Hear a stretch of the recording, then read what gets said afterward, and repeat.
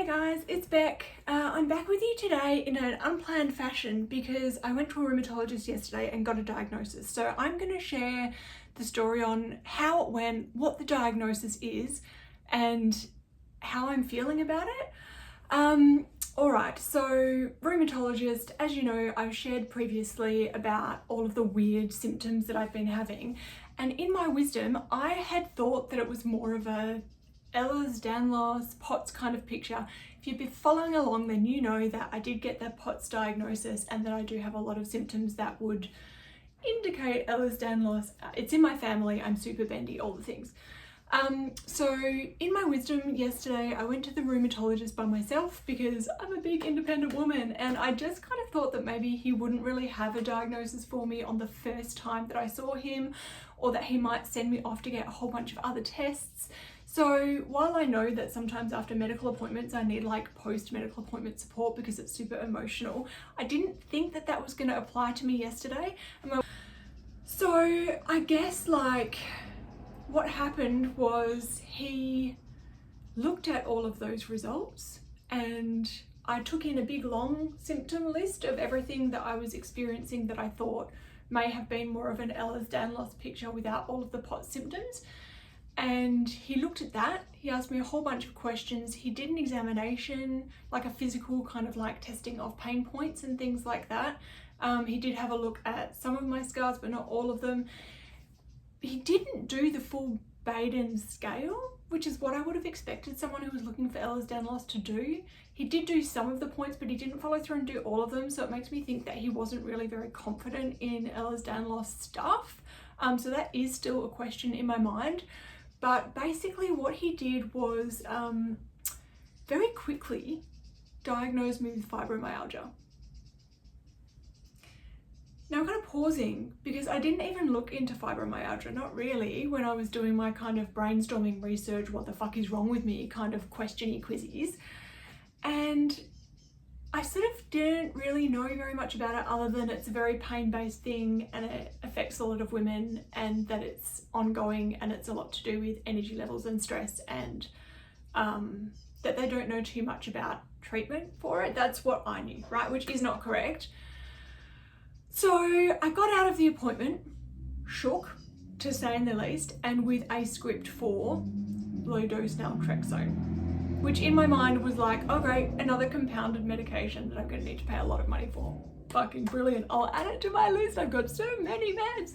And I was hungry because I'd failed to pack food myself, so I went and got myself a snack, walked across the road to Kings Park, which is lush, gorgeous, full of trees and deluxe, like super pleased to live in the same place as Kings Park. So I stared at trees, I ate my food, had a little cry, a bit emotional, and did the first thing that any sane person would do, Wikipedia'd that shit. And as I read through the current knowledge about fibromyalgia, there were some tears shed, and it freaked me out. Because again, I had never seen a symptom profile that looked so much like me, that I hadn't even considered. Classic. I did like drill him down about the Ehlers-Danlos stuff, and he said that I had a lot of aspects that were very Ehlers-Danlos-y. Yeah, I'm still processing, as you might be able to see on my face.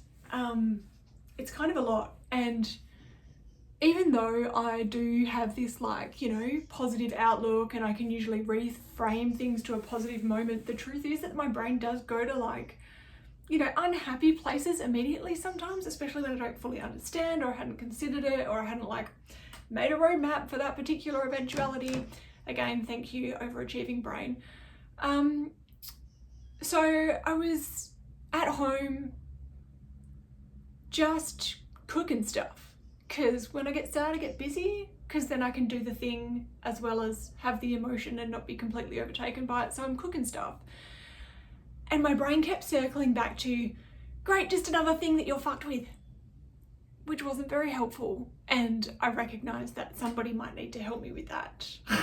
Just put it into a different context. We've all got to save people, right? Yes. So I ended up popping back to see my back neighbor, who's got a lot of experience in like the disability space. That's kind of where she works. And she said to me, when I said this to her, of course, she said, Beck, it's not that you're fucked, darling. It's that you've got another label that is going to help you to open more doors via which you can get assistance. And I was like, thank you. That is a very helpful reframe. So I guess this video is just an update on like why I'm more fucked, how it is I'm going to learn to laugh at this shit because yet it's another one, and fuck. The real reality of what the aftermath of a diagnosis feels like.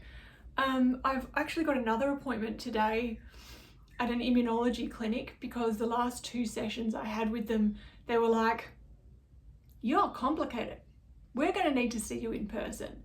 And after yesterday's mess of having been all independent and then not having someone to debrief with when I needed, I'm going to get dropped off and picked up by 2 different people, one of whom is happy to do the aftermath chat with me while my face probably leaks and I process, and then I can, you know, get some dark humor going on about what the fuck it is that's happening now. So that's my diagnosis update. Fuck me, it's been wild. If you can relate, comment. Let me know I'm not alone in this absolute shit show that is life at 40 years old. Fuck, yep.